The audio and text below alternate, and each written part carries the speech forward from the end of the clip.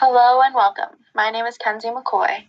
I'll be presenting my Compendium on Social Justice and Human Rights Master degree at Arizona State University. And this presentation as well is to utilize modem technology for online activism to address social justice and human rights, specifically sex trafficking as a racial justice issue. The concept of social justice and human rights addressed in my compendium is the sex trafficking as a racial justice issue.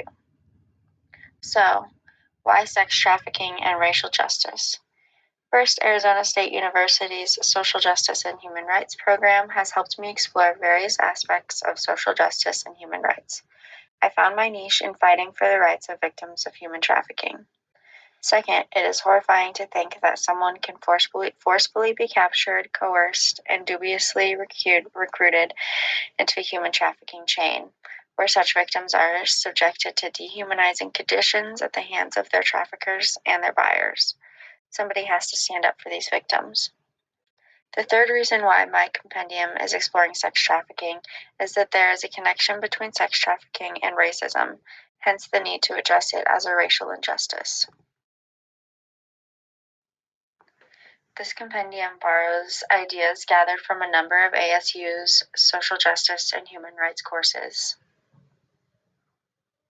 Gender violence and sex trafficking, JHR 503, a course that addresses, among other things, the global efforts to combat sex trafficking, such as signing of the Palermo Protocol, which was the first modern global treaty on trafficking in the year 2000. JHR 504, International Law and Organizations, which had lessons about the international treaties, conventions, and agreements and their influence within the international arena. Sex trafficking is a global problem, hence the need to have a global solution. JHR 505, Migration, Asylum, and Refugees, an important course with valuable lessons about immigration and displacement of people and how it impacts the lives of the victims. The compendium has discussed a number of theories that can be used to explain sex trafficking.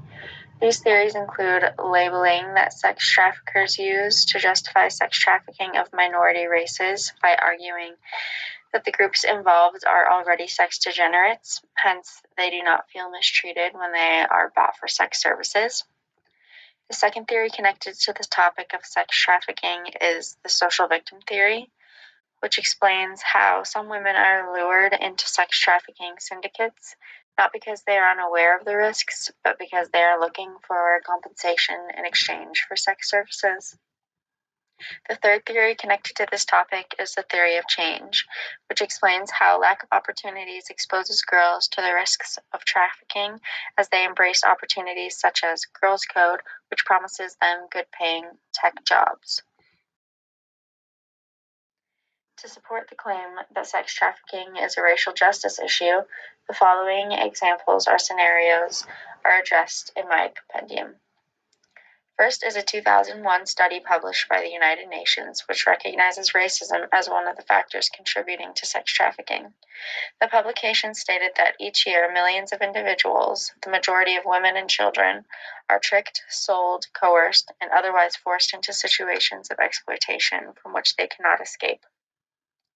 In the same report, the UN High Commissioner for Human Rights, Mary Robinson, argued that sex trafficking is discriminatory in the sense that it entails wealthy men from prosperous countries paying for sex services from women or boys from less wealthy countries. Another study on domestic minor sex trafficking revealed that between 2008 and 2010, 40% of DMST survivors were Black women, compared to 26% of white females. Therefore, it is evident that racism impacts sex trafficking, where sex trafficking victims turn out they were recruited based on their race. The other issue addressed in my compendium is global sex trafficking situation, using the case of Bahrain as a positive example to show the fight against sex trafficking can be won. It is worthwhile to note that the majority of traffickers in Bahrain and the Middle East countries are legally registered agencies who capitalize on the gaps in law as an easy targets, majorly those with pernicious backgrounds ready to risk their lives by migrating to other countries where they are promised better economic rewards. However, Bahrain is one of the countries which has been fighting against sex trafficking. It has achieved a level 1 rating on the United States Department of State's 2023 Trafficking in Persons. The abolishment of the kafala system, which involved binding migrant workers to a specific employer throughout the residence in the country, is the leading contributor to the reduced cases of sex trafficking in Bahrain. In summary, what can we do to reduce trafficking? First, the government of Bahrain trained more people outside the anti-trafficking police department to actively identify victims of labor trafficking. Second, this government scrapped the Flexi Permit program, which required foreign employees, especially domestic workers, to have their employees sponsor their visas with the labor registration program. Further, the government made a favorable policy where it expanded labor registration program to include irregular workers. Taking the steps followed by Bahrain as an example, world policymakers can learn from Bahrain and make policies that eliminate the loopholes used by traffickers.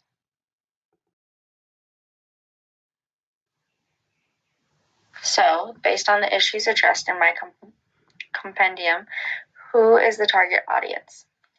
The main targets for my research are policymakers in economically prosperous countries, mainly the United States and European countries. These are the countries where racism is evident, as the major races are economically powered, while the minority races are less empowered. The idea here is to convince the policymakers to perceive sex trafficking as a racial injustice and fight against the same way racism is being addressed.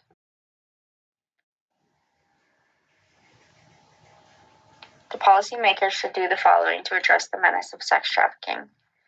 Introduce policies that eliminate structural barriers in housing, education, and criminal justice.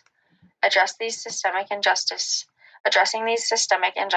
would empower minority communities and reduce the risks of being lured into sex trafficking escapades. Further, countries should collaboratively work to institutionalize transnational policies, introducing structures for the fight against sex trafficking. Such an effort will help reduce the cases of sex trafficking as it happened in Bahrain.